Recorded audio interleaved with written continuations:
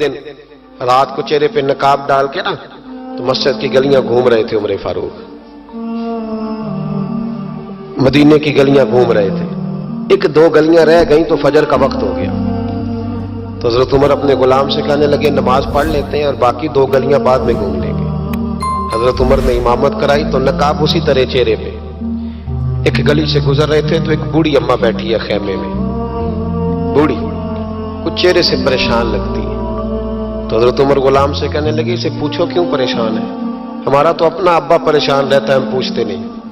ہم نہیں پوچھتے. ہماری اپنی اماں روتی رہتی ہے کہ چلو دو گھڑیاں رات کو آ کے بیٹھے گا میرے پاس، لیکن وہ آتا ہے 2 درجن کنوں لے کے اور سیدھا اپنے کمرے میں جاتا ہے اور بیگم صاحبہ سے کہتا ہے کہ 6 اماں کو بھی دے آؤں، اس نے کون سا کھانے ہیں. تو وہ پلیٹ میں لے کے آتی ہے. پھر ماں کا دل ٹوٹتا ہے کہ یہ کمائی تو میری تھی، یہ تو بوٹا میں نے پالا تھا، لیکن یہ کس بیوپاری کے ہاتھ چڑھ گیا. ہم تو اپنے ماں باپ کو ٹائم نہیں دیتے، لیکن جب لوگ اللہ سے ڈرتے تھے رویہ کیا تھا. حضرت عمر فاروق رضی اللہ تعالیٰ عنہ خادم سے کہنے لگے بوڑھی سے پوچھو. تو پوچھا اماں السلام علیکم. وعلیکم السلام. اماں کیا بات ہے؟ تو اماں کہنے لگی جاؤ دوڑو، تمہیں کیوں بتاؤں، دیہات کی سیدھی سادی بی بی، جاؤ بھاگ جاؤ. کہا نہیں اماں مہربانی کرو اندر تو آنے دو. بڑی منت کے بعد اماں مانی.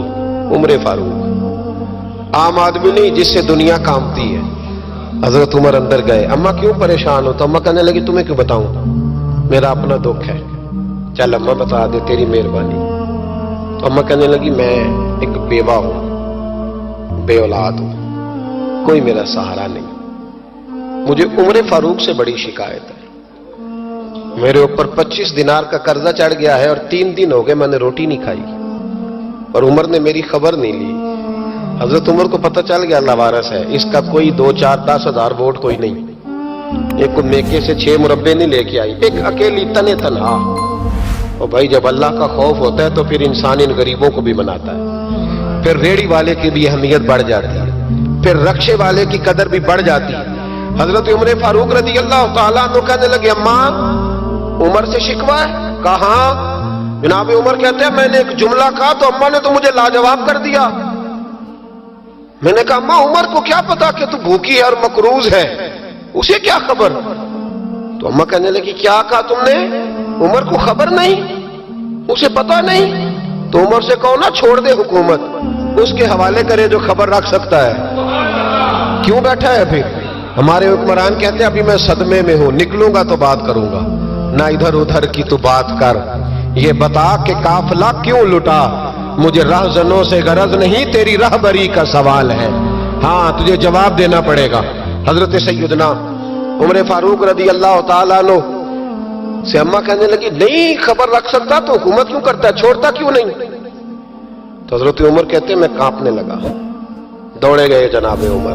میں نے کہا اس اماں کا 6000 ووٹ نہیں کہ اس کی قدر کی جائے.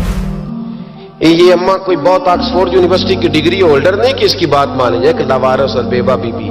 عمر دوڑے گئے، گھر سے اناج کا تھیلا کندھے پہ رکھا، 25 دینار بھی لیے، پکا پکایا کھانا بھی لیا.